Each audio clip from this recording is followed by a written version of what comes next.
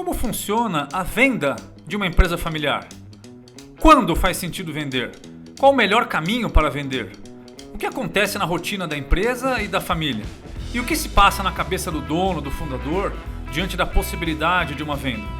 Hoje o nosso papo é com o Thiago Custódio, especialista em finanças e que já vivenciou vários papéis nesse contexto.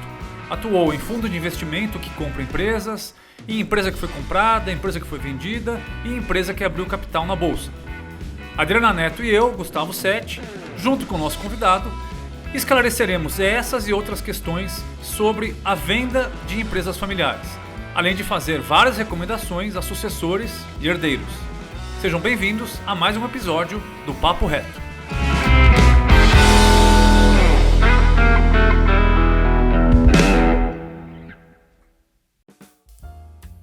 Pessoal, o Papo Reto de hoje é sobre um assunto que aparece muito no trabalho com empresas familiares, que é vender a empresa. Como vender, quando vender, o que está envolvido emocionalmente, né? E para falar sobre esse assunto, a gente convidou o Thiago Custódio, que apesar de jovem, já tem uma vivência em vários lados dessa história, né? O Thiago já trabalhou em fundo de investimento, né? Que compra, investe em empresa familiar. Trabalhou já em empresa que vendeu todo o capital, que vendeu parte do capital, empresa que abriu capital na bolsa.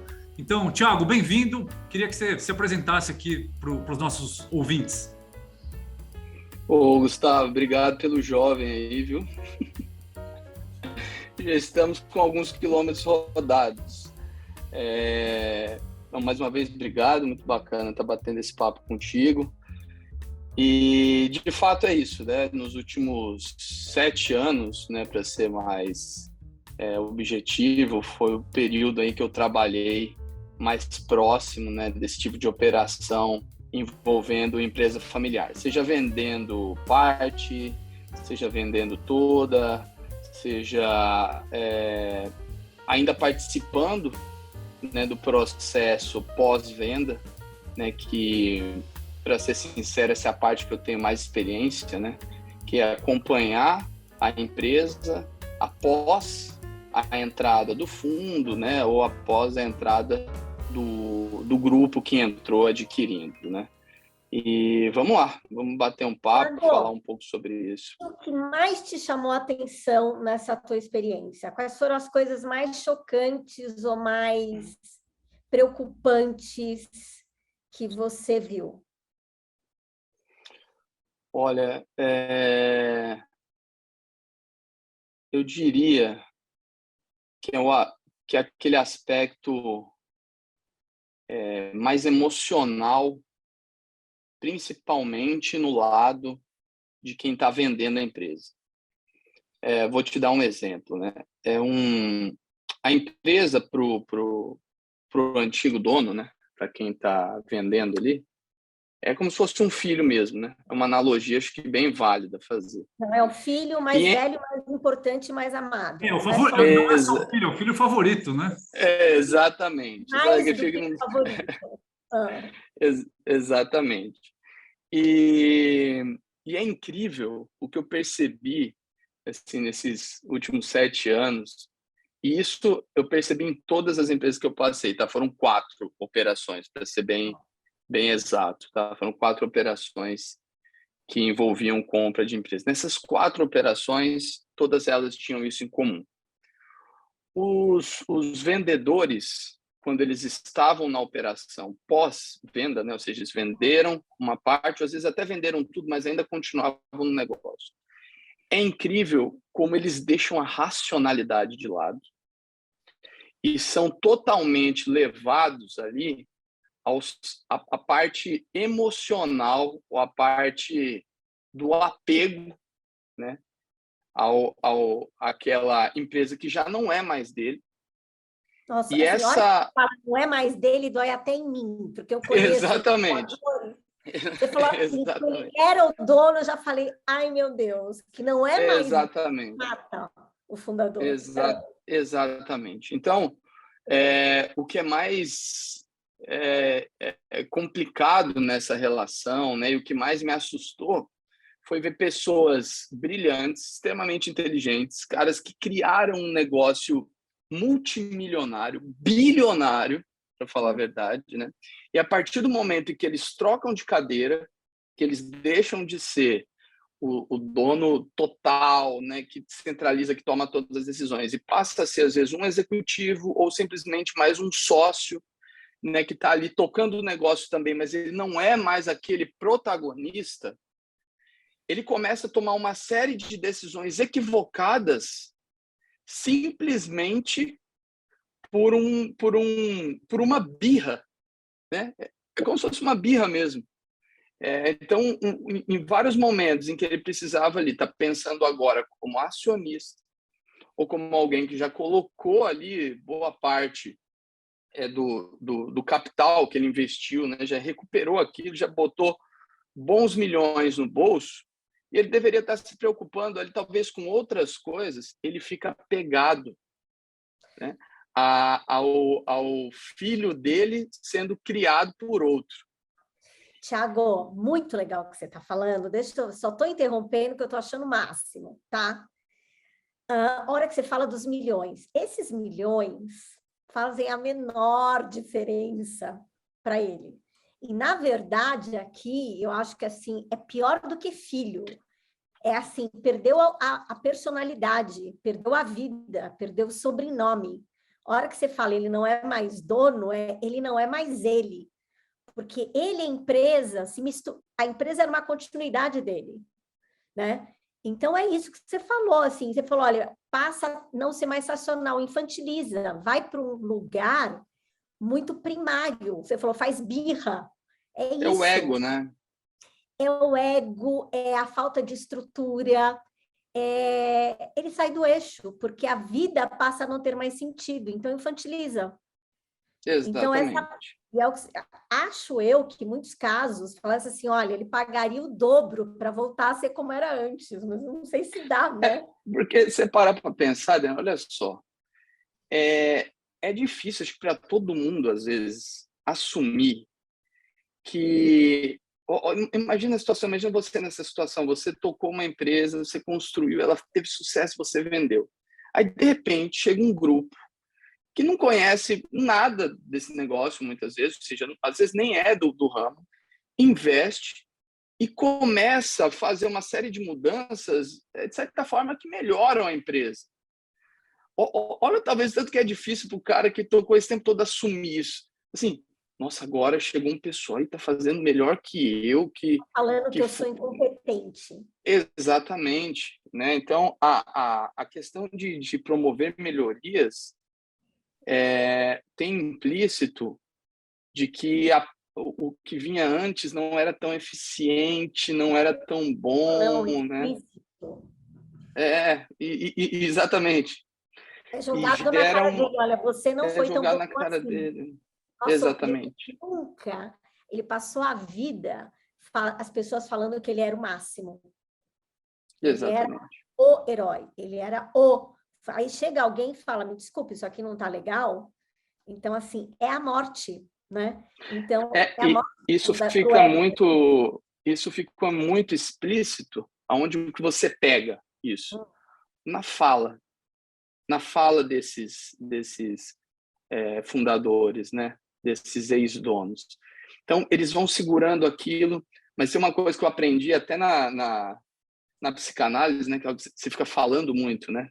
Eu já fiz essa análise um tempo e às vezes meu analista ele pegava, ele falou, você usou a palavra tal. Essa palavra denota isso. Essa palavra denota isso, isso e isso, né?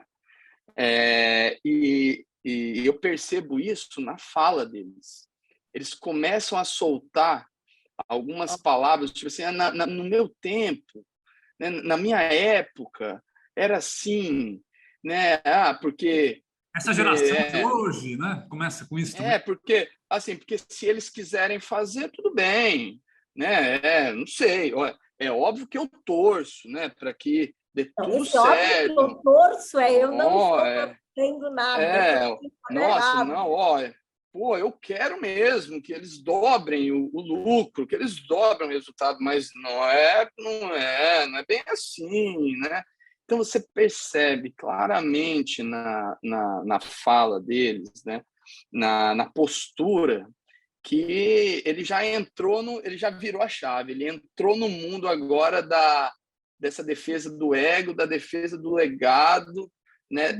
E nesse momento ele não está sendo racional. Então esse é o problema. Então nesse momento a discussão tem que mudar, né? Porque ele não está sendo racional, né? Hoje, sendo mais direto, o meu trabalho é exatamente esse, porque hoje eu sou o representante, né? Quando eu falo hoje, nos últimos 7 anos, eu sempre fui isso. Eu sempre fui representante de quem estava comprando. Uhum. E eu tinha muito dessas discussões, né? Ou seja, eu era meio que o espião, né, de quem estava comprando e ficava convivendo no dia a dia ali com quem vendeu e ainda continuava na operação. E em todas as empresas que eu passei, esse tipo de coisa se repetiu. Ou seja, o momento em que ele deixava de ser racional, vestia essa capa aí do antigo dono e a partir dali começava a tomar algumas decisões que começam a prejudicar o negócio. Né? Por quê? Porque ele não está sendo racional mais.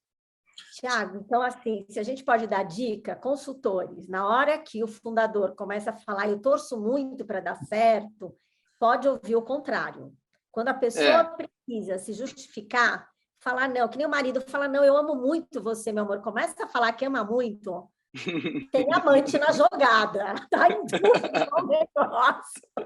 Então, assim, algumas coisas que são ditas, elas são o oposto daquilo que são sentidas.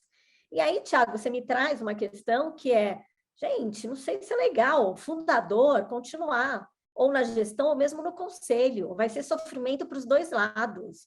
Então, assim, é isso. Se fosse ficar aquele antigo gestor, o fundador, tudo bem, mas muda de personalidade, porque entra em sofrimento.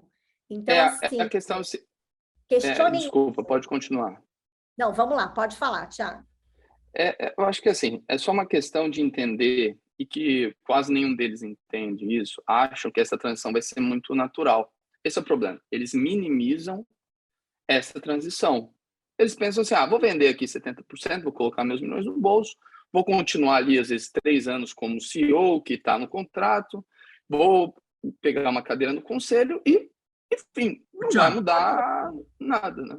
Sim. Os compradores também minimizam essa complexidade, né? Eu já várias vezes em reunião aí no Faria Lima, não, a gente vai colocar um CEO que tem muita experiência, então, mas ele entende de família. Não, mas não precisa. A hora, você não acha que os compradores também não se preparam? Também, os dois lados. Isso hoje é um ponto negligenciado pelos dois lados. Né? De certa forma, ainda bem, que é por isso que eu tenho emprego. Eu normalmente sou... Porque hoje a minha principal habilidade, minha principal competência hoje é intermediar esses dois lados no momento pós-aquisição. Né? Eu estou falando isso, mas assim, é brincadeira, né? Se os dois lados estivessem preparados, né, seria bem melhor, né? Eu conseguiria também fazer o meu trabalho de forma melhor, a gente conseguiria entregar mais resultado. Mas, infelizmente, isso não acontece. E quando o comprador compra 100% e fala para a família, obrigado, pega seu dinheiro e vai lá para a Europa, para Mônaco, gastar, deixa a gente aqui. Você acha que quais são os prós e os contras de quando... que tem alguns casos assim, né? Quer dizer, alguém compra e afasta a família imediatamente, né? Sabe, é importante deixar bem claro que aqui eu não estou querendo colocar nenhuma fórmula mágica, porque não existe. A gente tem vários casos de compra de 100% que deu muito certo, compra de 100% deu muito errado. Compra de percentual que deu muito certo, compra de percentual que de certa forma deu muito errado. Então, não existe uma forma. Nas 4 empresas que eu passei, a aquisição de 100%, né, ela se mostrou mais eficiente. Né, justamente porque essas agendas que você tem que ter de um pouco mais de cuidado com o antigo dono, ela fica em segundo plano. Né? O antigo dono virou um conceito. Para quem? Para o negócio. Para o negócio, boa, para o negócio. Para o negócio, isso. Então, ou seja, as agendas para os executivos que estão ali dentro ficam mais produtivas, porque você não tem que ficar mais gerindo ego, gerindo dedos, né? Ah, não vou fazer isso porque, né, o presidente ainda está aqui, ele tem muito apego a isso. A gente não vai comprar essa briga agora, porque então você compra 100%, você chega e já compra a briga que tem que comprar, fica focado no negócio. Minha preferência hoje são por aquisições desse modelo, tá?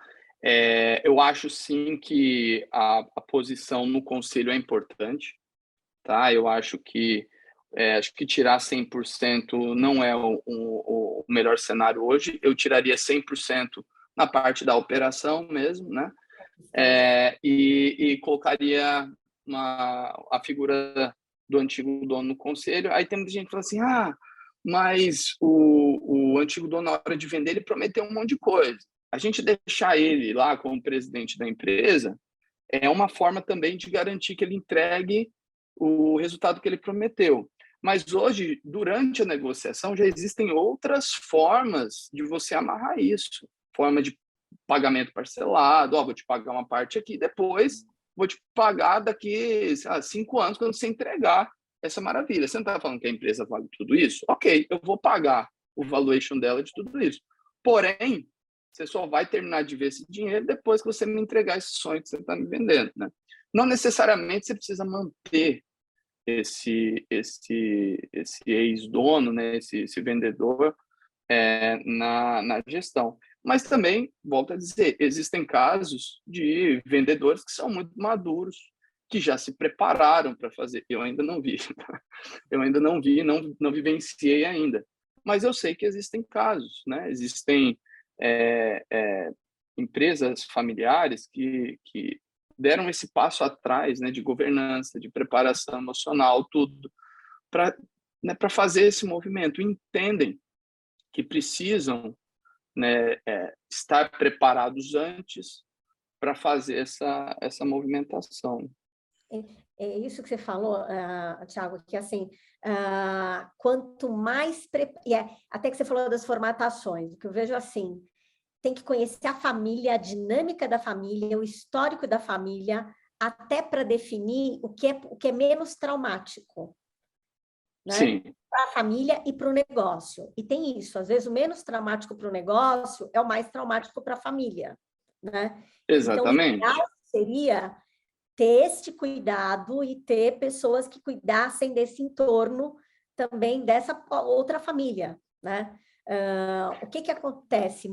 A maior parte dos fundadores e não só que vendem, mas às vezes até que fazem a sucessão, muitos ficam com alcoólatras, começam a beber muito, ou ficam numa depressão muito profunda, e muitos morrem mesmo. Por quê? Porque isso é um trauma, né? Isso não foi cuidado. E, assim, são eles que têm que cuidar? Não, eles não têm noção de que isso vai acontecer. Eles têm certeza de que o controle vai ser sempre deles da situação. Aí, esse cuidado de quem já entende do processo, de colocar alguns processos, né, algumas estratégias para que isso não tenha um impacto muito grande, né? Ou para a família ou para o negócio. Adriana, é incrível isso que você está falando, é incrível porque é exatamente o que eu vejo acontecer. Ou seja, um evento que deveria ser a melhor coisa que aconteceu na vida dessa família, porque normalmente são valores milionários, né? Ou seja, a partir daquele momento, né, o cara está resolvendo a vida ali de várias gerações para frente, né? O que deveria ser um momento, na minha visão, para o cara botar bons milhões no bolso, tirar um sabático de 1 ano, viajar, de curtir, de ficar. Ele não quer, se torna um inferno. Isso se torna um inferno. Tiago, né? O cara começa a ter um monte de problema, né, que ele não tinha, né? E aí, assim, Thiago, fala assim, aproveitar a vida. Esses caras nunca viajaram, eles não sabem ter gosto por viagem. Então, assim, felicidade é algo que é treinado durante a vida. A única felicidade deles era a relação com a empresa. Então, você tirou o mundo. E aí tem até uma outra discussão. Quem disse que milhões geram, né? Que dinheiro gera felicidade? Assim, os coaches mais ricos que eu tenho são os mais problemáticos, assim. Eu acho que mas pelo menos o dinheiro te dá tempo para você correr atrás dela, né? Por exemplo, com vários milhões, eu posso ficar simplesmente focado em correr atrás da minha felicidade. Né? Ou isso dá uma depressão tão profunda que você fica num vazio muito grande. Correr atrás precisa estar com punch, precisa estar motivado, precisa ter energia, precisa estar engajado. A hora que você está numa profunda depressão, você não sai da cama. Ou você fica paralisado, você não tem mais perspectiva de vida. Né? Que é uma doença, né? Aí é uma doença, né? Uma disfunção. Né? Assim, frente a uma tragédia, porque é uma tragédia, é uma mudança da água para o vinho da vida. É muito comum você ter esse impacto. Né? Fala, Gustavo. Eu queria dar um passo atrás e fazer uma pergunta, uma rodada aqui para cada um responder. Quando que faz sentido vender, a família vender a empresa? Porque, assim, a Adriana e eu lidamos com, o Thiago também, né? A gente lida com famílias empresárias que têm, em algum momento, que enfrentar o assunto do futuro, da sucessão e tal. E eu vejo alguns consultores muito apegados à ideia de que a família tem que manter a empresa, né? E eu não sei se eu concordo com isso, né? Então, eu queria fazer uma rodada aqui. Quando faz sentido vender a empresa da família? Posso falar o que eu penso? Posso falar? Claro, ladies first. O dia seguinte da morte do fundador. Gente, a empresa era a história dele, não é a história dos herdeiros, né? Então, claro que eu vou estar chocando aqui, mas assim, no dia seguinte, para mim, eu perguntaria, e aí, isso aqui tem a ver com a gente? Né? Porque era a história dele, ele morreu, foi. Então, assim, pode ser que não faça sentido, né? Então, quando que deve vender? Quando... Bom, claro que aí tem as coisas do negócio. Não está sustentável, etc. Mas não quero entrar por isso. Para o fundador, eu nunca vi um momento que para ele fizesse sentido. Falar, olha, o melhor para a sua saúde mental, para a sua felicidade é você vender. Não. Para os herdeiros, 90% dos casos, sim. E ainda tem uma outra questão, né, Gustavo? Porque às vezes, assim, tem outra pergunta. Herdeiro ou acionista, quando que vale a pena você vender a tua parte? Você sair desse negócio? Porque é isso, às vezes o negócio existe, é ótimo, mas aquilo te faz mal, a relação é tóxica. Então, cai fora. Doe. Se não vender, doa, porque você está ganhando. Assim, paga para vender, paga para alguém ficar com a tua parte. Porque é uma outra questão também, porque se eu sou sócio, eu posso vender minha parte. Né? Então... Mas você, nesse caso, quer dizer, o fundador morreu na terça, vende na quarta, né? É isso que você está falando. Não, vamos dar um mês, vai. Só não, estou brincando.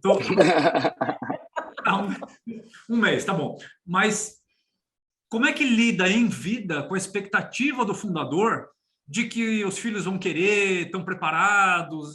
Finge. Fala isso mesmo, papai querido. Deixa ele ter o resto da vida dele feliz. Isso mesmo. Gente, ilusão. Deixa ele ter ilusão dele. Precisa falar a verdade? Você vê uma mulher que engordou 10 quilos, você vai falar, nossa, como você está obesa? Não vai. Tem uma coisa que é educação. Deixa ele ter. Deixa ele achar o que ele Mas cuida da própria vida, né, Adriana? Não fica ali também... eu acho que finge, mas vai cuidar da própria vida, vai se desenvolver. Óbvio. Né? Só não fala para ele. Mas já tem a clareza, como é que vai ser o processo, para quem você vai vender. Agora, gente, é o que você vai fazer quando ele estiver morto. Então, assim, não tem que falar tudo.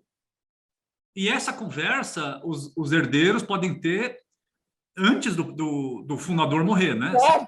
Exatamente. Eles já devem estar com tudo resolvido. Para o the day after, já sabem quem vão contratar, qual vai... Assim, tudo resolvido. Agora, não dá para falar isso para o pai. Sim. Entendi. Vou vender tua empresa. Isso vai acelerar a morte, mas também não ficar parado, porque aí acelera a tua, né? Entendi. E aí, Thiago, quando é que vale a pena vender? Gostou da resposta aí da Adriana, da visão da Adriana? Quando é que vale a pena vender? Gostei. Pô, cara, nossa, tem muita resposta. Essa vai ser uma pergunta muito aberta, bicho. Porra, tem muita resposta aí. Pô, assim, vamos lá.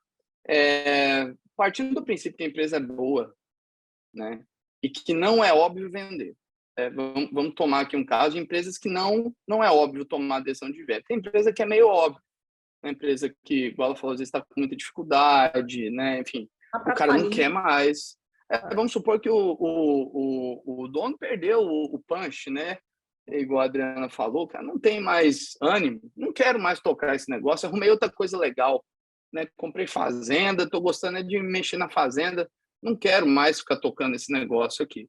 Então, indo para o caso que vamos partir do princípio e esses são casos fáceis que eu disse, tá? Caso difícil é aquele caso em que existe ainda o gás, né? Existe a motivação do sócio fundador continuar, a empresa está indo bem e até por isso ela é bastante assediada. Então, esse é o caso difícil, né? Que aconteceu muito recentemente em empresas do agro, empresas de saúde. Então, ou seja, o negócio está indo muito, empresa de tecnologia, o negócio está indo muito bem, querem me comprar. Ou seja, eu não estou preparado para sair desse negócio. Ou seja, eu gosto muito, isso aqui é minha vida ainda. Na minha visão, só faz sentido vender se ele já tiver em mente alguma outra coisa para ele fazer, né? Se ele tiver um tempo para se preparar para isso, para essa venda, ou se ele não tiver sucessão, se ele já tiver velho, né? Ou seja, ele tem muita energia, mas ele não tem muito tempo de vida, né? Eu recentemente conheci um caso assim, né? O fundador, ele tem uma energia muito grande, o negócio é muito rentável, é muito bom, só que ele já não tem saúde. E os filhos não querem. Perfeito. Nenhum dos filhos querem. Ele vendeu. E está super feliz. Vendeu para até um case famoso né, para um dos maiores grupos de laboratórios do Brasil. Ele vendeu. Então, nesse caso, ele vendeu simplesmente porque ele não tinha para quem passar, né? Ele ainda tinha energia, só que ele não tinha muitos anos de vida, né? Quer dizer, não tem, eu acho, né? Já está, como se diz, já está mais velhinho, já está com alguns problemas de saúde. Então, acho que ele foi meio que forçado. Foi isso que ele me falou.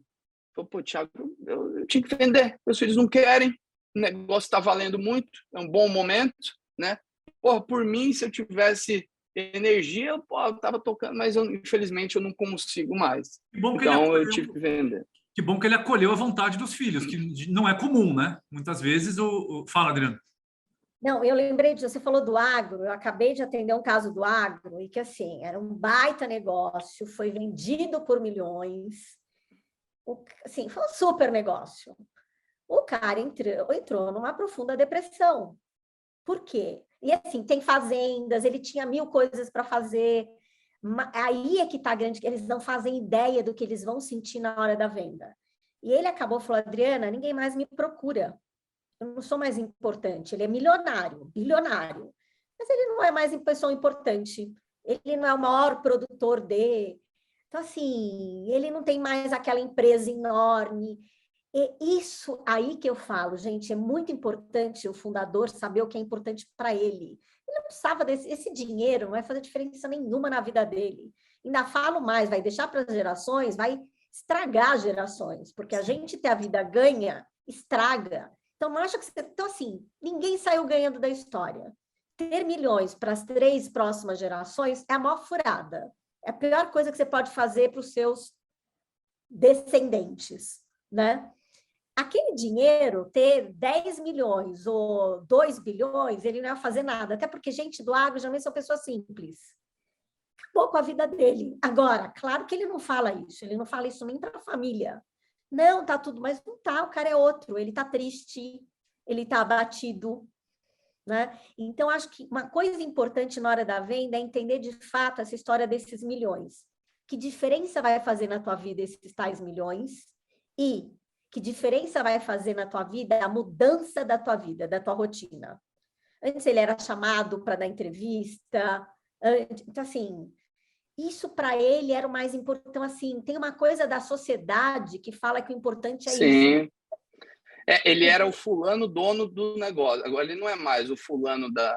Agora ele só é o fulano para o banco que faz o investimento dele. e que nem olha para ele, olha para o investimento dele. Então, é isso. Então, e as pessoas estão muito iludidas que os milhões vão fazer alguma coisa, é um ótimo negócio. Ótimo negócio para quem? Sim, para o banco que vai investir vai ganhar, porque para você e para a família, eu questiono. Eu acho que eu tenho certeza que, assim, de vários casos que eu vi, acho que 100% deles teriam voltado atrás na operação. Interessante. Né? Mas vocês não conseguem teriam vendido. Um lado bom de vender, assim, não tem... vocês estão trazendo uma visão muito... Não, tem um lado bom. Tem uma pessoa lógico que tem, né? Gustavo, tem um cara super bem resolvido, falou, quero me aposentar, porque minha família, as pessoas morrem, vamos supor, lá, volta dos 80, 85, eles têm 70, ele falou, quero viver a vida. Sim. Fez a sucessão e agora quer vender. E tá ótimo, mas é um cara fora da caixa. É um cara que sabe viver a vida, tem uma relação excelente, mas isso é muito diferente. Não é o comum. Então, para esse cara, tá ótimo a venda, a sucessão foi muito bem feita, ou talvez essa seja a dica. Conseguiu fazer bem a sucessão? A venda vai ser boa. Se sofreu com a sucessão, vender é uma furada. Porque, assim, ele fez a sucessão. Então, assim, tem um desapego. Talvez a gente tenha etapas antes para sentir como é que esse processo vai ser. Eu acho que você toca num ponto muito interessante que eu vejo muito, né? É achar que a venda vai resolver um problema que é a sucessão, né? E aí não vai resolver, até porque quem comprar vai botar isso no preço, certo, Thiago? A questão, sabe, é se preparar, viu? O ponto que você falou assim, então quer dizer que vender não é uma boa? Não, acho que porque o problema não é a venda em si, o problema é o fato da pessoa negligenciar essa venda, achar como vai vender empresa igual como se estivesse vendendo um carro, que vai ser algo que ela não vai, enfim, que não vai gerar nada emocionalmente. Ela não vai gerar aspectos emocionais. Esse é o grande problema. Ótimo. Né? Por que nesses casos que eu sei que as pessoas teriam voltado atrás, eles não se arrependem, não é porque eles falam assim, poderia ter vendido mais caro, ou nada disso. Eles se arrependem porque eles tiveram depois impactos, né, na vida pessoal mesmo, de estar bem resolvido, tudo aquilo que a gente falou aqui, do ego, de sofrer, etc., que se eles tivessem ficado... se eles tivessem ficado com a empresa, eles não teriam tido esse tipo de problema. Então, o meu ponto aqui, que é um ponto que eu vejo que vocês discutem bastante aí, que é a questão da sucessão, que a sucessão também é mais uma etapa de preparação, né? Mais uma etapa de maturidade de qualquer companhia. A questão de para realizar a venda, né, também precisa ter uma preparação. Mesma forma que você prepara um filho para assumir uma sucessão, você também, enquanto dono, tem que se preparar para sair da posição de Zeus da empresa, né, e passar para uma posição de não ser mais a referência, de ser só um acionista, um membro do conselho e, às vezes, um executivo. Thiago, então, vou dar uma entrada aí. Vamos lá. Não é todo mundo que é preparável para a sucessão. Assim como... Então, tem isso, né? Não é... Porque, assim, se ele não tem perfil, não adianta você fazer todos os cursos, contratar todos os consultores, você não vai se preparar para a sucessão porque não é a tua história. Assim como tem fundadores que, assim, não adianta, talvez o melhor para ele, fica até o final. Fica até o final, até o último dia de vida. Vai perder milhões? Pouco importa, você está vivendo a vida feliz. Exatamente. Porque, não sei, tem coisa que não sei se vai... Tem muitos que, assim... Cara, imagina você tirar a rotina do Warren Buffett, né? Não sei se vocês já assistiram o documentário que ele faz aquela rotinazinha, né? De passar no McDonald's, de entrar, de tomar Coca-Cola. Imagina você tirar isso desse cara. Morre. Eu acho que eu acho que o que a gente está falando aqui, olha, entendam o significado da empresa para vocês, não pensem que isso é um negócio. Porque eles falam muito, não, preparei isso para os meus filhos. Não, não, assim, é um estilo de vida, foi o que manteve você vivo, é o teu propósito de vida. Então, acho que é compreender o significado do negócio na vida de cada fundador. E banca isso. Fala, não Isso fiz que você isso. está falando, Adriana, eu já ouvi isso da boca de fundador. Assim, eu ter vendido não me fez nem mais... Eu já era bilionário antes. Eu já era bilionário antes. Então, assim, a venda, para mim, né, esses milhões aí que eu recebi, não é a grande Não é nada. diferença. Não é exatamente, nada. né? Agora, deixar de ser o fundador é tudo. E ele nunca mais vai ser. Ele não tem tempo para, não tem energia para. Então, assim, ele perde a vida mesmo. É uma coisa irrecuperável. Irrecuperável. Perder uma perna, você pode ter uma perna mecânica, mas nesse caso não tem nem mecânico. Né? Não tem uma empresa mecânica. Então, eu acho que é importante as pessoas entenderem o significado de uma venda, mas entender de uma forma mais ampla. Né? E raramente, às vezes, e é raro, mas é muito raro, mas às vezes acontece de conseguir voltar, né? A gente teve alguns exemplos de empresas em Goiás, né? E alguns grupos grandes aí no Brasil que conseguiram fazer o caminho contrário, não conseguiram comprar de volta, né? Mas isso é muito raro, né? Apoio super quem fez isso. E assim, precisa ter condição para fazer isso, né? Sim. Financeira, o outro precisa querer vender, né? Mas eu acho assim, um tema muito importante.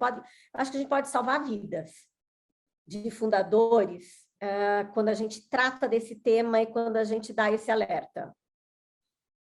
Né? De, olha, pensem bem, entendam esse impacto que isso vai ter na tua vida.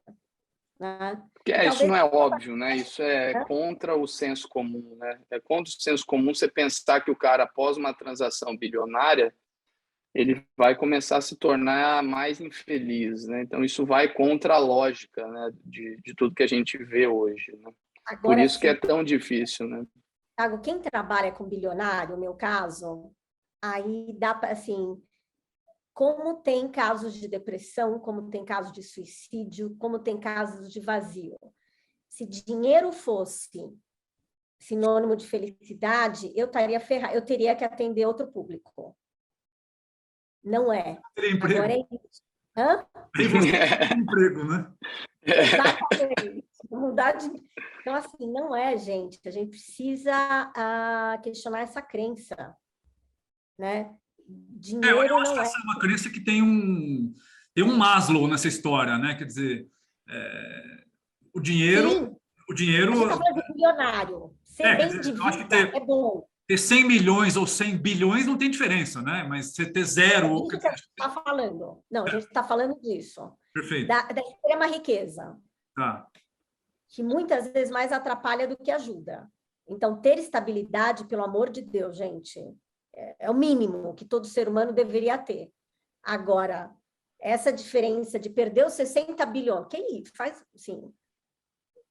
Ainda mais que às vezes o cara tem 60 anos, né? Que diferença vai fazer mais? Nem com 100 anos, né? Agora, uma outra questão que eu queria colocar aqui é ligada ao processo de venda, né? Porque uma coisa que eu posso dizer que vivi na pele e já vi muitas pessoas falando é que o processo de vender uma empresa, mesmo que você não venda, ele é uma baita de uma consultoria, porque é um olhar externo. A empresa, geralmente, de dono tem a própria contabilidade, né? Uma vez eu conheci um dono que não acreditava em depreciação. Ele falava, não, eu não acredito em depreciação, no meu balanço não tem, né? Então, eu não acredito, é ótimo. Eu não acredito em depreciação. Então, vamos lá, Thiago, dá uma aulinha aqui para a gente, você que trabalhou em fundo de investimento, né? Eu sou um herdeiro, trabalho lá com minha família, e queria saber como é que é esse mundo de vender empresa. Por onde eu começo? Quem compra uma empresa? Com quem que eu falo? Né? Dá como que é o termo que vocês gostam? Um playbookzinho aqui desse negócio. Olha só. Então, hoje em dia, né, a gente chama, tem muita advisor, no nome bonito, né? Tem muita consultoria que tem esse trabalho, né? De guiar uma empresa pro caminho da venda. Então, eu seguiria por aí, tá? Hoje existem grandes boutiques de M&A que prestam esse serviço. É só a empresa levantar a mão e falar, eu quero vender, né? Estou procurando um sócio. Aí você vai discutir o motivo, etc. Aí, a dica que eu vou dar é antes, ou seja, como você se torna mais atrativo. Eu acho que esse é o grande ponto, né? Porque às vezes você vai querer vender, mas você não é muito atrativo, né? Então, assim, hoje em dia, a gente, fundo ou grandes empresas que estão olhando players para adquirir, eles admiram uma contabilidade bem feita, né? Uma empresa com governança, partindo do princípio que a empresa tem margem, né? Tem bom posicionamento no mercado, né? Mas aquele dever de casa de ter uma empresa já com processos bem definidos, né? Todo aquele beabá da administração, né? Que a gente já prega há muito tempo, isso é valorizado. Time engajado, né? Um fundo ou alguém que está comprando adora ver uma empresa com cultura forte. Adora. E a relação da família? E até paga mais por isso, né? Até paga mais por isso. E é valorizado ter uma família com harmonia, com uma boa relação, ou isso não é visto? Não, sem dúvida, sem dúvida. Porque, vamos supor, você tem 2 irmãos, né, na companhia que não se falam, que geram um inferno ali dentro, né, você não vai querer comprar esse negócio, não.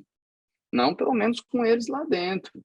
Né? E provavelmente eles criaram essa cultura lá dentro, esse ato, né, entre as áreas deles, né? Enfim, difícil você ver uma empresa dessa forma que conseguiu criar alguma coisa que você queira comprar. Normalmente, quando a gente está comprando a cultura, a gente está comprando as pessoas, a gente está comprando o produto, a gente está comprando a carteira de clientes, né? Você compra aquele pacote inteiro. Mas a gente gosta muito quando a gente vê uma empresa redonda. O que é uma empresa redondinha, né? Quando a gente vê a cultura é boa, os colaboradores são engajados, né? Os números são bem organizadinhos, a empresa tem um fechamento, né? Entrega ali o balanço, a DRE, todo mês. Eles possuem uma reunião de demonstração de resultados, eles possuem metas. Mesmo que não seja aquele plano, né, ultra mega sofisticado de remuneração variável, etc., mas você vê que existe uma cultura ali dentro. Você vê que existem lideranças feitas, lideranças bem, como se diz, bem sentadas ali, né? Então, saúde, né? Tem uma saúde, né? Exatamente. Então, assim, a minha dica é isso. Antes de pensar em vender, faz um negócio, porque a venda vai ser uma consequência de um bom negócio. Faz o seu negócio ser bom, faz o seu negócio ser atrativo. Né? E como que esse negócio é? Façam as pessoas quererem trabalhar ali, né? As pessoas buscarem trabalhar na sua empresa, cria ali esse ambiente de time, enfim. Aí entra no beabá todo que o Gustavo, ele é PhD nisso, que é em fazer empresa rodar em alta performance, né? É isso que a gente mais gosta. E eu falo, a última vez que eu conversei com um head importante de um fundo brasileiro, ele falou isso, cara, a gente paga mais por isso. A gente paga mais por pessoas. Eles pagam mais por uma liderança já forte, por um time que está rodando bem. Porque pensa, eles vão ter muito trabalho depois para contratar, né? Às vezes essa empresa numa região longe, as pessoas vão ter que contratar um executivo, colocar lá até o cara rodar. Quando eles pegam um negócio que já roda, né? Que já tem lideranças rodando bem, né? Que já tem números rodando bem, enfim, cada um já sabe o que tem que fazer, faz direito. Isso tem muito valor, sabe? Os fundos, eles brilham muito os olhos para isso. Principalmente fundo de private equity, né? Que está buscando já empresa que já está rodando bem. É óbvio que existem fundos de distressed também, que eles querem o negócio pegando fogo. Esses aí já querem comprar um negócio quebrado. Como se diz, tem para todo gosto. Né? Tem para todo gosto. Mas partindo do princípio, né, desses fundos que pagam bem, né, e você quer fazer uma boa venda, eu deixaria a empresa redondinha antes, assim, nos processos, nas pessoas. Tiago, assim, só para quem está ouvindo a gente não achar que a gente não vê boas práticas, você falando isso, eu lembrei de um coach que tem uma empresa que vendeu por milhões, e por que isso? A empresa era muito redonda. Gestores muito bem, assim, é uma empresa, uma das únicas empresas que eu falo, uau, as pessoas gostam de trabalhar mesmo lá, né? Agora, por que deu certo? Ele é novo, deve ter uns 45 anos, e ele falou, Adriana, não me alimenta mais ser dono de uma empresa, né? Então, ele abriu um outro negócio ligado às questões sociais, ele falou, olha, eu tinha um propósito, que era mostrar para o mundo que dá para ter uma empresa que as pessoas sejam felizes, competentes e que gostam de trabalhar. Eu cumpri esse meu propósito. Agora eu vou para uma outra etapa, né? Agora eu preciso achar um outro desafio. Aí ele está super feliz, fez uma super venda, mas é isso, né? A venda não significava entrar milhões no bolso. Ele não estava mais feliz, ele não fazia mais sentido para ele, teve um entendimento da história dele, né? E aí sim dá super certo, dá certo, aí é ganha-ganha, dá certo para todo mundo, para quem está comprando, para os profissionais que estão lá, para ele, que aí com esse investimento ele pôde fazer um outro negócio, e aí com outro aspecto. Então, assim, gente, tem casos que dá certo, sim. Agora, assim, a análise não é só financeira, né? Isso que você fala, esses dias eu vi uma entrevista com aquele Flávio Augusto, né, acho que da Wizard, né, que montou, ele foi um dos caras que vendeu a empresa e recomprou por uma fração anos depois. E ele fala que tem executivo que tem a pegada de criar negócios e tem executivo que tem a pegada de tocar negócios, né? Então, às vezes, esse seu coach é um cara que gosta de criar. Ele cria, tem o sonho, tira do papel, monta o time, monta a visão, põe para rodar. A hora que está rodando, ele perde o tesão, porque o tesão dele é criar, né? Então, bate com o que você falou de saber o que se quer, né? Exatamente. Agora, é um cara terapeutizado, é uma pessoa que busca entender a sua história, que busca entender o significado do que está acontecendo com a vida dele, né? Ele foi entender o vazio, por que ele estava deprimido, e aí entendeu o porquê. Aí, a tua atitude, ela é efetiva, né? Não é uma coisa impulsiva, aí dá certo. Legal. Agora... esse aí é um pouco, responde um pouco a pergunta do Gustavo, né? Quando vender, né? Uhum. Esse é um bom motivo para vender, quando você não quer mais. Não está tão legal. Esse daí, acho que a chance de dar certo é melhor. Mas teve uma coisa que eu aprendi com um advogado aí da Faria Lima, que mexe com fusões e aquisições. Ele fala um negócio que eu achei espetacular, que é o seguinte: a empresa deve estar sempre preparada para vender. Assim como um executivo, que eu não acho que o executivo tem que ficar procurando emprego. Se ele está feliz no trabalho dele, toca a vida. Mas se mantenha vivo, estudando, se desenvolvendo, falando com o mercado, vai que, né? Então, o mero empregabilidade, não é procurar emprego, mas exatamente, é ter empregabilidade. Exatamente. Né? Então, eu acho que é um exercício muito bom para a empresa estar sempre de olho, preparada, arrumar as informações, né? Acho que isso... Como é que você vê isso, Thiago? Isso é uma coisa, fundamental. Ter opções na vida. Sempre que a gente tem opções, a probabilidade da gente estar feliz é melhor. Que é isso, eu estou bem como executivo, mas eu estou por opção, não por falta de opção. Então, acho que é isso, é ter a empresa, ter o emprego por opção e não por falta de. E se você não pode fazer, não tem essa outra, aí você fica vendido. Então, acho que é isso. Né? É legal que você está falando, Gustavo. É bom sempre ter opção. Saber que você está na empresa porque você quer, mas se você quiser sair, você tem empregabilidade. E isso com tudo na vida, né? Agora, deixa eu dividir uma experiência. Isso aí, tinha que estar redondo, né? Como você falou, é importante. A empresa ela tem que estar preparada para ser vendida a qualquer momento. A venda é a consequência. Ela está redonda, ela está com os números bem arrumados, né? Criando uma forma de gestão ali que as pessoas queiram estar ali, gerando valor, né? Criando valor dentro dela. Se ela estiver fazendo isso, ela está bem para... porque a decisão de vender é outra, né? A decisão de estar preparado é uma, a decisão de vender é outra, né? É outra... Exatamente, exatamente. O ideal é você estar tão bom a ponto de terem várias querendo, né? Então, por isso que eu falo, não foca nisso, né? Não mira nisso, né? Mira em deixar o negócio redondo e atrativo a ponto das grandes estarem brigando para te comprar. Mirim estar bem. Aí vocês estão falando, aí está meu lado psi aqui, né? Falei, o ideal é não ter uma relação de dependência com as coisas. Porque assim, vocês estão falando de casamento, que é a mesma coisa. Olha, esteja pronto, se separar é uma opção, né? Então, assim, é sempre estar pronto para a vida e é não criar uma relação de dependência, ou com a carreira, ou com o negócio, ou com quem você está casado também. É a mesma coisa, gente, né? Uhum. Se você está cuidando de você, da tua vida, você está na tua melhor versão, seja na tua empresa, na tua carreira, no teu casamento, é isso. Possibilidades sempre vão existir e você fica por uma escolha e não por uma falta de escolha, né? Então é não criar É melhor, exatamente. Melhor ficar pela escolha. Pela escolha. E para ficar por escolha, você tem que estar bem, tem que estar atrativo em todos os sentidos. Você tem que estar pronto para qualquer mudança na tua vida, né? Porque é isso, o casamento, o outro morre, empresa vai ter um boom, acontece torres gêmeas, às vezes acaba. É você estar pronto para as mudanças, para as questões que a vida pode...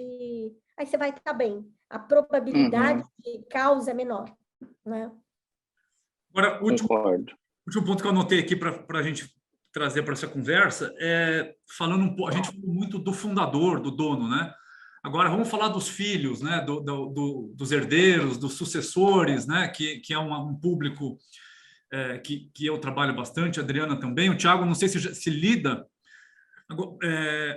Eu acho que a empresa familiar é muito ambígua, né?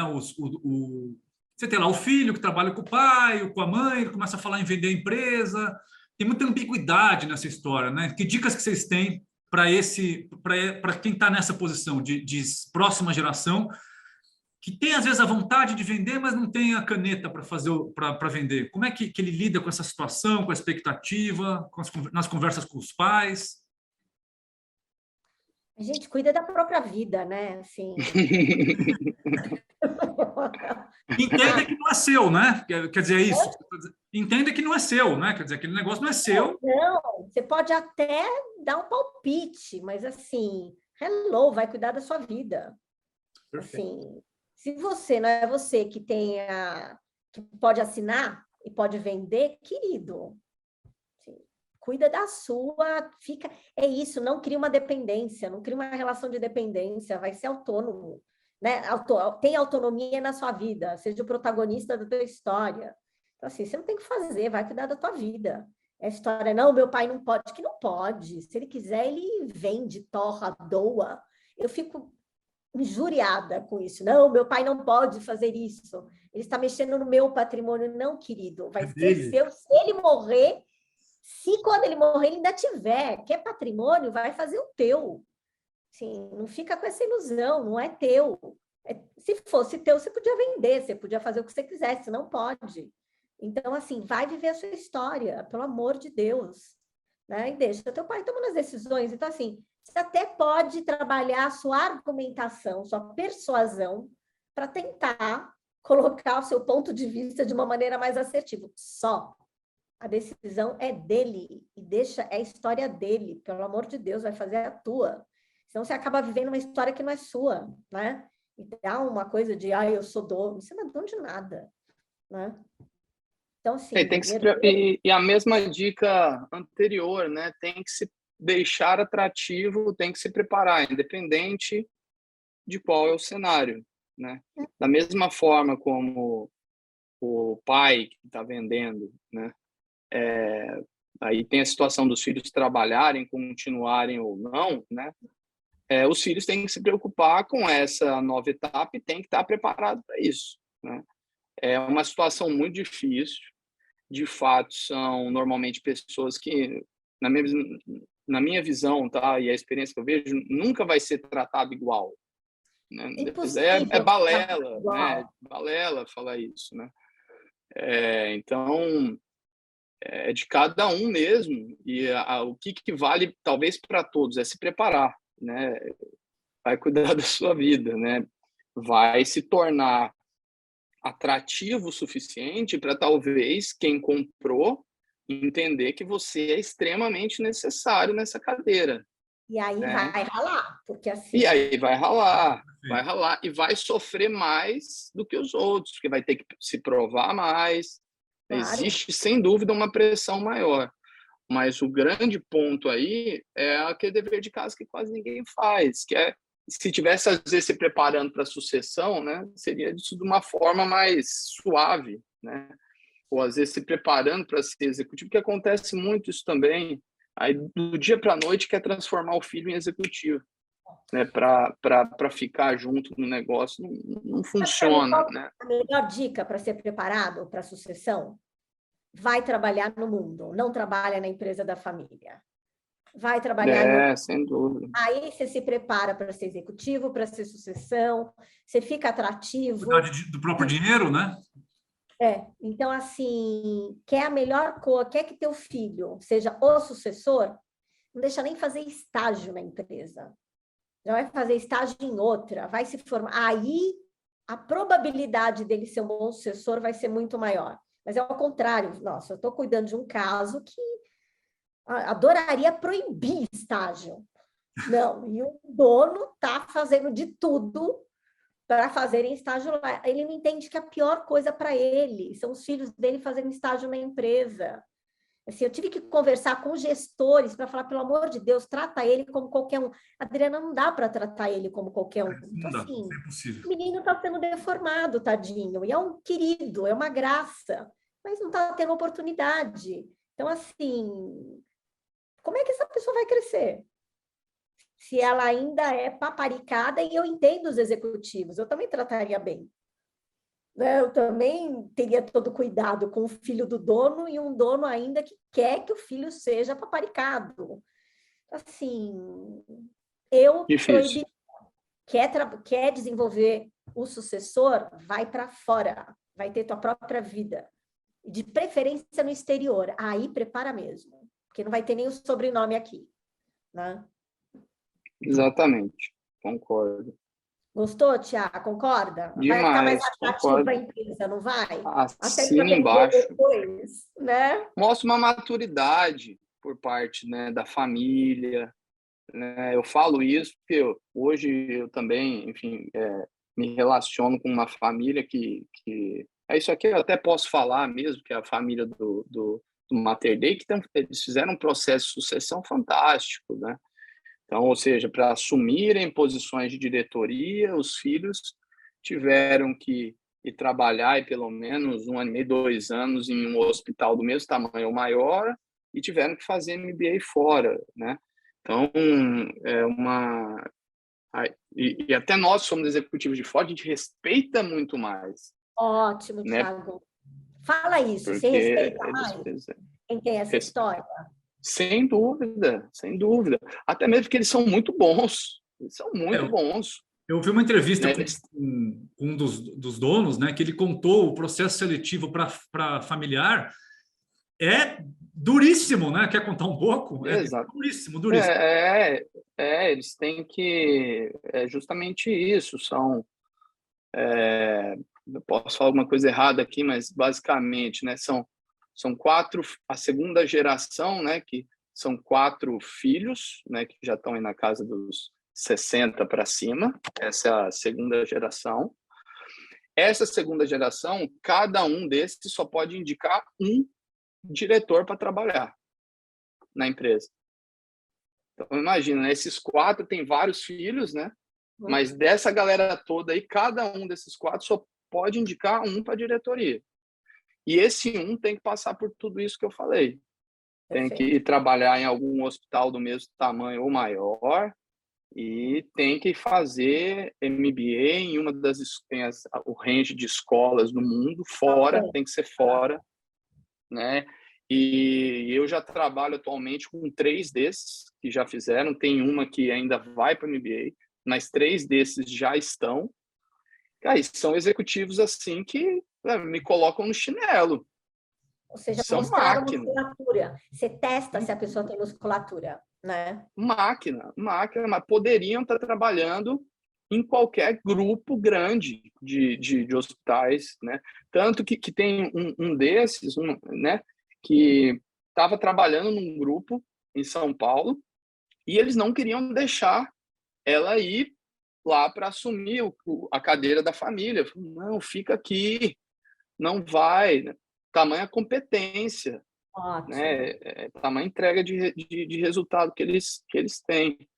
Então, assim, isso agrega muito, muito, muito, muito, muito. Aí a pessoa escolheu e foi escolhida, né? Então, esse é o E, tem caminho. outro, e eles sempre vão ser olhados com uma desconfiança. Esse é o ponto, sempre, pelo mercado. A gente está falando de uma empresa de capital aberta. Então, todo mundo no mercado, com certeza, questiona. Nossa, mas esse tanto de gente da família trabalhando, tudo. Mas aí, quando você vai ver o currículo da pessoa, quando você vai ver o resultado que a pessoa está entregando, né? Ou seja, eles carregam um peso muito maior nas costas, são questionados a todo momento. Ô, Thiago, e como que é a empresa familiar que faz IPO, que é o seu caso? Porque quando a empresa abre capital, aí vem o analista de ações, tem esse pessoal de rede social, a empresa tal é um lixo, quer dizer, ela entra num hall de criticismo. Como é que isso bate na família? Ou não sei se você tem essa visibilidade. Eu não tenho tanta essa visibilidade, eu entrei depois do IPO, né? E assim, sem dúvida, como você colocou, né? A família se expõe muito mais, né? Sim. Você vai para um hall muito seleto de famílias, né?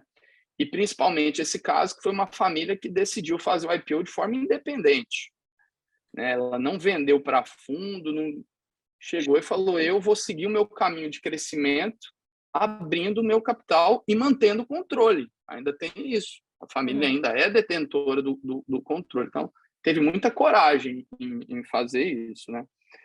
Eu nunca conversei isso com eles, mas eu acredito que eles sofreram bastante, sem dúvida, né? E ainda sofrem, porque sempre vai existir esse questionamento. Vocês mantêm o controle, vocês ainda são família, né? Eu já ouvi, já em uma reunião, um fundo questionando isso. Até quando vocês pensam em manter o controle? Porque, de certa forma, existe esse preconceito um pouco do mercado em empresa em que a família ainda mantém o controle, né? Porque, enfim, é um preconceito, né? Porque acha que talvez as decisões vão ser tomadas com, como se diz, com motivações familiares e não motivações para o mercado, né? Ou, Que no Thiago, meu porque caso, acho... a família não são os melhores profissionais. Geralmente é isso que a gente encontra. Então, não é um Exatamente, preconceito, é um fato, né? E aí você fala, bom, que é exatamente. a família não são os melhores executivos, porque não se investe na família como se deveria investir, né? Desculpa aí. Na minha visão, eles lidam muito bem com isso, né? Porque eles montaram um corpo de vários executivos que não são da família, foram buscar gente no mercado, né? Enfim, estão expandindo, estão cumprindo de acordo com o plano que estava no IPO, né? O plano de expansão, de abertura de leite, de abertura de hospitais, né? Eles estão dando uma resposta muito positiva, que é possível, sim, uma empresa familiar manter o controle, abrir capital, né? E conseguir criar essa relação de harmonia, de certa forma, entre uma gestão familiar e uma gestão de executivos, né? Enfim, como eu digo, eu acho ótimo trabalhar com eles, né? São executivos, assim, de alto nível. E eles conseguem fazer isso muito bem, assim como eu, que veio de fora, tem outros executivos que vieram de fora também. Isso funciona muito bem, né? Eles têm conseguido entregar o que eles fizeram de promessa para o mercado. Mas, volto a dizer, eu nunca conheci uma família igual a deles. Uma família tão madura, que já pensa em sucessão desde o primeiro, né? Que é o seu José Salvador lá atrás, né? E que era um cara visionário. Isso é muito exceção, né? Sim, Infelizmente, não dá para a gente tirar, né, a família Salvador aí como base, porque eles, de fato, eles estão um passo à frente nisso, né? Mas eu acho até bacana, igual o Gustavo falou, que viu a entrevista, né, do Dr. Henrique falando, eu acho muito bom quando eles falam e eles expõem isso, né? Que sirva de lição, né? Que sirva de motivação aí para algumas famílias. São caminhos, né? Olha, tem caminhos. Agora, Sim, são sim, sim. caminhos que, assim, você tem que exigir dos seus herdeiros. Você só pode escolher um Sim. de cada núcleo. Tem que fazer MBA numa top 10, assim, tem critério. E, assim, Sim. é um desafio isso, né? E teve ajuda, né? Acho que a Dom Cabral sempre esteve muito próxima da Rede Mater Dei, né? São de Minas ali, então tiveram ajuda nesse processo também. Isso é Eu importante, sou da buscar fundação. ajuda. Tem Você deve isso. conhecer o case deles, né? Não sei se você já ouviu falar, mas enfim, um case Não, bastante interessante. Vou até Agora, colocar você aqui. falou. Fala, Adriano. Não, assim, é uma exceção, né? Sim. Porque, É uma assim, exceção. será que todos que fazem fundação? Não, sim, é uma exceção porque tem muitas decisões na família que não são decisões fáceis. Provavelmente tinha algum herdeiro que falava, quero muito, mas não conseguiu fazer um MBA no exterior, então não pode. Então, assim, tem 1000 questões para chegar nesse nível, né? Sim. Não é que foi tudo tão simples, algumas coisas ficaram mal resolvidas, mas tiveram maturidade para lidar com isso. Tá? Sim. Muito bom. Considerações finais, como se diz nos debates? Muito obrigado. Foi ótimo falar com vocês. Esse tema é um tema que eu adoro. Eu poderia ficar falando aqui horas e horas. Foi a primeira vez que eu estou conversando com a Adriana. Adriana, parabéns. É muito bom ouvir de você muito das coisas que eu vivencio ali, né? Esses dilemas emocionais dos fundadores, né? Coisas não óbvias, né? Que vão contra o senso comum, né? Essa questão de que os milhões nessas horas é o que menos importa, né? A volta à infância, né? Ou seja, homens de 60, 70 anos fazendo birra, né? E apegados ali. E acho que o grande alerta é não negligenciem a preparação para uma venda, né? Pense muito bem. E se for fazer esse caminho, tem que se preparar. Senão, você vai estar correndo risco até, né, de cair num caminho de depressão, de sofrer, né? E esses milhões virarem uma maldição, né? E não uma bênção. E, Thiago, assim, eu tenho que te agradecer, porque assim, é muito raro a gente ter profissionais que verbalizam essa questão de como as pessoas que não pertencem à empresa familiar veem empresa familiar, né? De falar, olha, a gente tem preconceito sim, o que a gente enxerga é isso.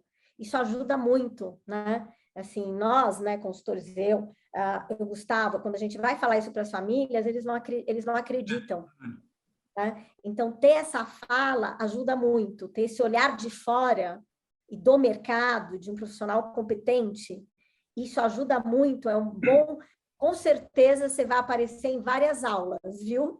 A gente faz vários pedaços, então, em várias aulas, porque é isso. Então, assim, parabéns pela tua exposição também, né? Pela tua coragem de vir, dar teu ponto de vista, porque, assim, isso vai ajudar muito. A gente tem muito pouco material de pessoas, porque geralmente tem uma coisa de agradar muito esse público, de só falar coisas bonitas, e de não trazer essas questões, esses buracos. Sim. Mas é olhando os buracos não, contem comigo. Que pode desenvolver. Né? Então, assim, Sim. super obrigada. Com certeza se agregou muito com a tua fala, muito. Não, contem comigo, viu? Sempre que precisar bater um papo sobre esse tema, vai ser um prazer falar com vocês. Também quero agradecer a vocês e fazer uma colocação temporal aqui. A gente está gravando isso na metade de 2022 e esse é um momento que, pelo que eu tenho lido, muito ruim para vender empresa, né? Porque as empresas de capital aberto estão muito baratas e o dinheiro foi barato no mundo durante muitos anos e está muito caro agora, tem muita incerteza. Então, eu acho que é um momento para a empresa familiar e para os sucessores, principalmente, olhar para as questões que a gente falou aqui, né? Vai organizar as finanças da empresa, vai organizar o planejamento, vai organizar a gestão, vai se organizar, né? Quer dizer, eu acho que quem vender agora vai vender barato, né? Então, é um momento, talvez, né, de arrumar a casa. Faz sentido ou não? Total. Investir no autoconhecimento, vai entender o que você quer e qual o significado da empresa para você. Perfeito. Tanto para o fundador como para os herdeiros, assim. E porque isso não é rápido, né? A gente não descobre isso em um mês, não tem um teste. É um processo. Então, está no momento de tomar a melhor decisão, né? E o mercado sempre se recupera, né? Então, a hora que o mercado tiver a próxima onda, você já está mais preparado como pessoa e como empresa. Perfeito. Muito obrigado, gente. Obrigada. Thiago, obrigado. Tchau, tchau, pessoal. Vamos em frente.